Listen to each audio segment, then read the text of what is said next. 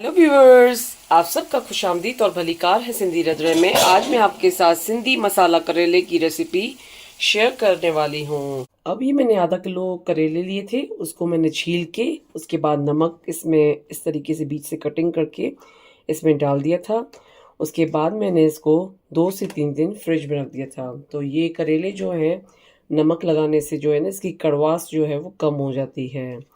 तो ये मैंने तकरीबन 15 पीस लहसुन के लिए हैं और इसको मैंने इसमें डाल दिया है। अब इसमें हम मसाले डालेंगे। अब इसके बाद इसमें 1 टीस्पून हम जीरा पाउडर डालेंगे, 1.5 टीस्पून लाल मिर्च का पाउडर या कुटी हुई हो तो आप वो भी शामिल कर सकते हैं, और ये 1 टीस्पून कोरिएंडर पाउडर और 1/2 टीस्पून टर्मरिक पाउडर। और उसके बाद हम इसमें नमक डालेंगे एज पर टेस्ट। अब ये जो मैंने सारे मसाले इसमें डाल दिए हैं। अब आप इसकी चटनी बनानी है पहले।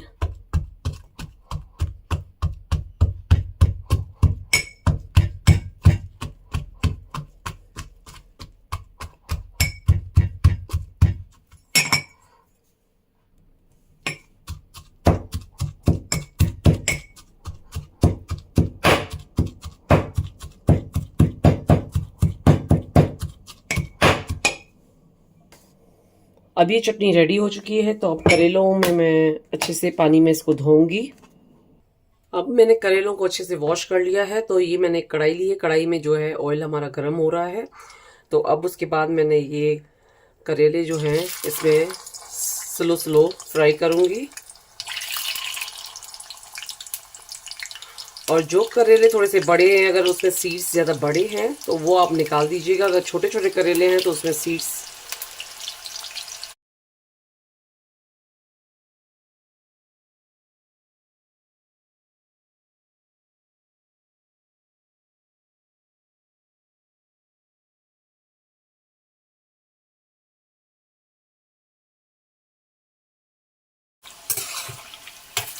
और अब आपको करेलों को जो है हल्का हल्का घुमाते जाना है, क्योंकि ये करेले जो है अंदर से और बाहर से अच्छे से फ्राई होने चाहिए।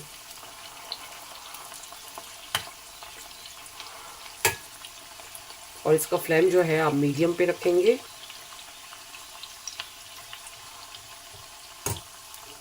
अब ये स्लो स्लो करेले जो हैं थोड़े से फ्राई हो चुके हैं, तो अब इसको थोड़ी देर में और फ्राई करूँगी। और ये करेले जो है हमें ज़्यादा सोक नहीं करने हैं, मीडियम फ्राई करने हैं। अब इसमें से कुछ करेले फ्राई हो चुके हैं तो वो मैं निकाल रही हूँ, बाकी इसको थोड़ी देर के बाद दोबारा निकालूंगी। अब ये सब फ्राई हो चुके हैं तो मैं अब इसको निकाल रही हूँ। अब मैंने इसमें से ऑयल कम कर लिया है, तो अब हम इसमें पहले प्याज डालेंगे। ये मैंने 2 मीडियम साइज की प्याज ली थी और मैंने इसको कटिंग करके इसमें डाल दिया है। और ये प्याज जो है हमें स्लो स्लो फ्लेम पे फ्राई करनी डालनी है। अब मैंने प्याज को स्लो फ्लेम कर दिया है, तो हम स्लो स्लो फ्लेम पे इसको पकाएंगे। अब इसका फ्लेम मैंने स्लो कर दिया है, तो स्लो पे हम ढक्कन देंगे और स्टीम से जो प्याज है वो अच्छी पकती है।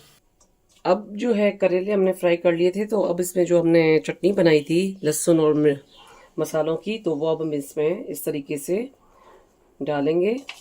तो आपको सब करेलों में जो है इस तरीके से मसाले डालकर और साइड में रखना जाना है।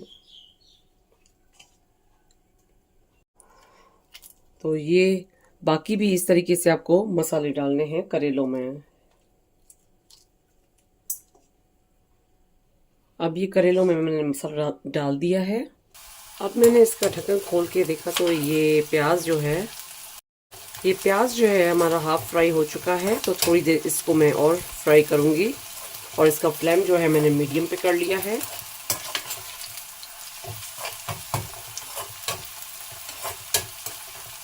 अब प्याज जो है वो लाइट ब्राउन हो चुका है। तो अब इसके बाद जो मैंने ये लहसुन की चटनी बनाई थी मसालों के साथ, अब इसको हम इसमें फ्राई करेंगे।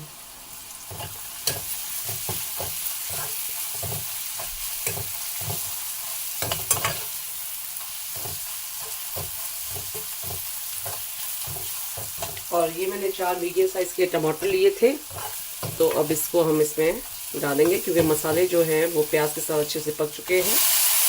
तो अब इसमें हमने टमाटर डाल दिए हैं और इसका फ्लेम दोबारा हम स्लो कर देंगे।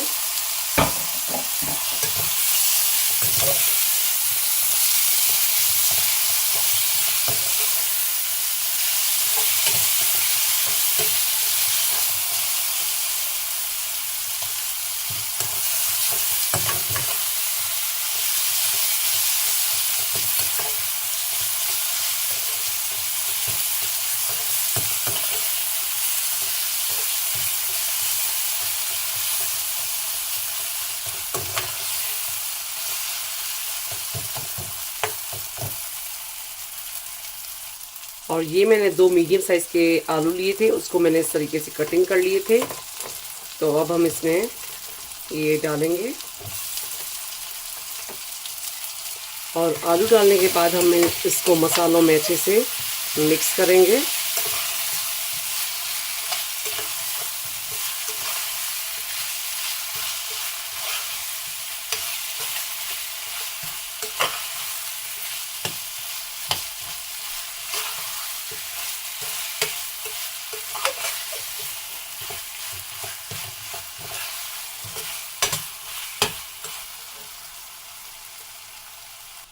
और आलू को मैंने तकरीबन 5 मिनट तक इस मसालों में अच्छे से भून लिया है। तो अब इसके बाद हम इसमें करेले डालेंगे इस तरीके से।